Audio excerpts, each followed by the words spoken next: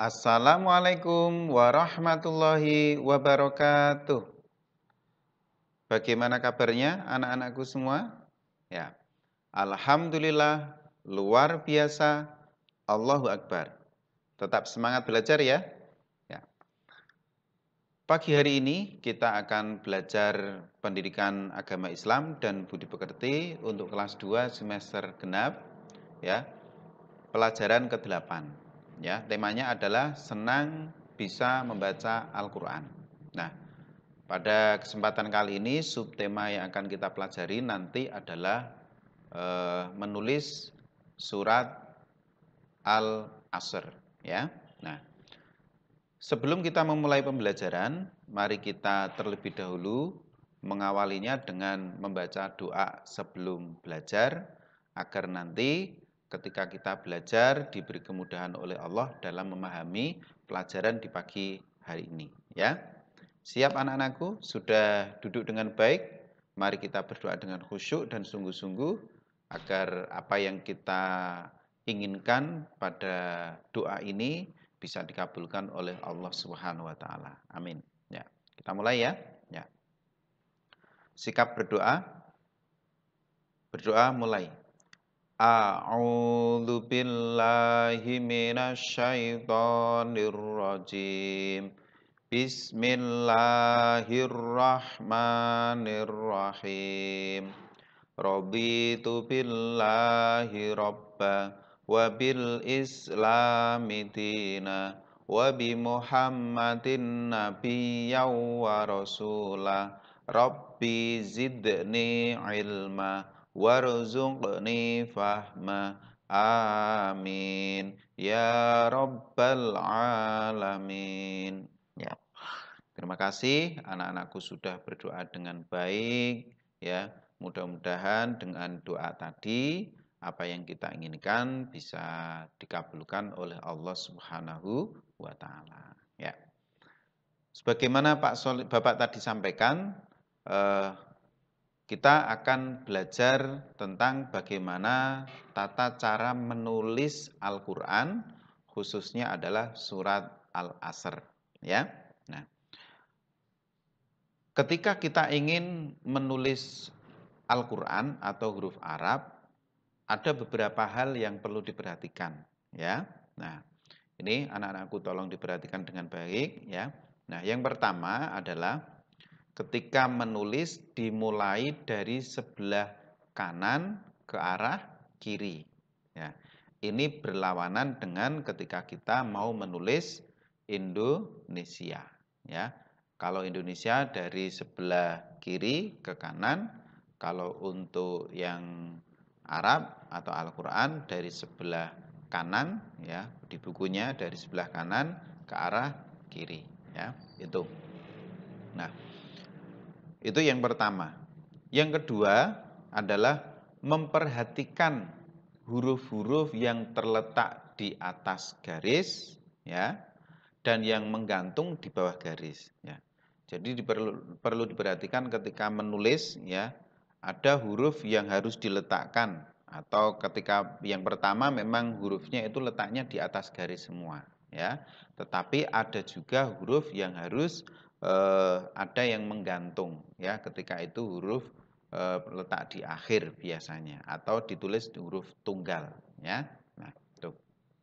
Nah, yang ketiga, sediakan 2 baris untuk menulis Al-Qur'an ya, 2 baris dan kemudian 1 baris untuk jarak tulisan berikutnya. Jadi minimal itu 2 baris kita disediakan untuk menulis Al-Qur'an ya. Jangan hanya 1 baris. Kalau 1 baris nanti tulisannya kecil dan juga bentuknya pun kurang bagus ya. Ya, oleh karena itu sediakan 2 baris, kemudian 1 baris untuk tulisan berikutnya ya, atau ayat berikutnya. Yang keempat adalah berilah harokat dengan benar sesuai bacaan. Nah, diperhatikan dengan baik, jangan sampai harokatnya keliru. Kalau harokatnya keliru, nanti bacaannya juga keliru. Kalau bacaannya keliru, artinya juga bisa keliru. Ya, Karena di dalam bahasa Arab itu satu kata yang harokatnya diubah itu bisa saja merubah arti, ya. Oleh karena itu ketika memberikan harokat, berilah harokat dengan benar sesuai dengan bacaan surat tersebut, ya. Jelas ya? Ya. Oke, kalau sudah jelas. Nah, ini Bapak beri contoh bagaimana cara menulis Al-Qur'an dengan baik dan benar, ya. Ini adalah surat Al-Asr, ya. Nah, ini anak-anakku lihat ya, ini ada penjelasan, ini ada baris pertama, baris kedua, baris ketiga. Nah, ketika kita pengen menulis ya, ini utamanya adalah ini dua baris ini baris utama ya. Jadi ada ketika menulis awal itu diletakkan di atas garis ya. Kemudian diperhatikan huruf-huruf yang letaknya di bawah garis termasuk harokat kasrohnya ya. Ini contoh bismi. Nah, ini memnya adalah terletak di belakang, maka ada yang menggantung di bawah. Kemudian nun, ro, ya, ini. Nah, ini harus diperhatikan. Titiknya, nah juga, ya. Oke. Ini untuk yang bismillah. Begitu juga dengan ketika kita pengen menulis ayat berikutnya. Jadi diperhatikan ini baris pertama, kedua, dan ketiga. Baris 1 dan 2 ini adalah kebutuhan kita untuk menulis Arab. Baris ketiganya adalah untuk jarak ayat berikutnya. Ya, jelas ya? Paham?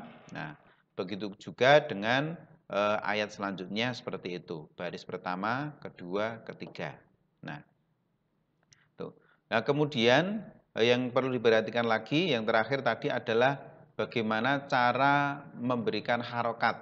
Nah, berilah harokat sesuai dengan bacaan yang ada. Ya. Nah, ketika menulis bismi, ya harokat baknya itu kasroh, jangan diberi harokat fathah, ya. Nah, tuh. Bismillahirrahmanirrahim. Nah, disesuaikan tulisannya. Nah, gimana?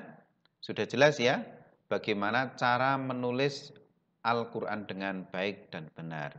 Yang pertama tadi dimulai dari sebelah kanan ya, berarti dari sebelah sini ya. Jangan dari sebelah kiri ya, dari sebelah kanan ya.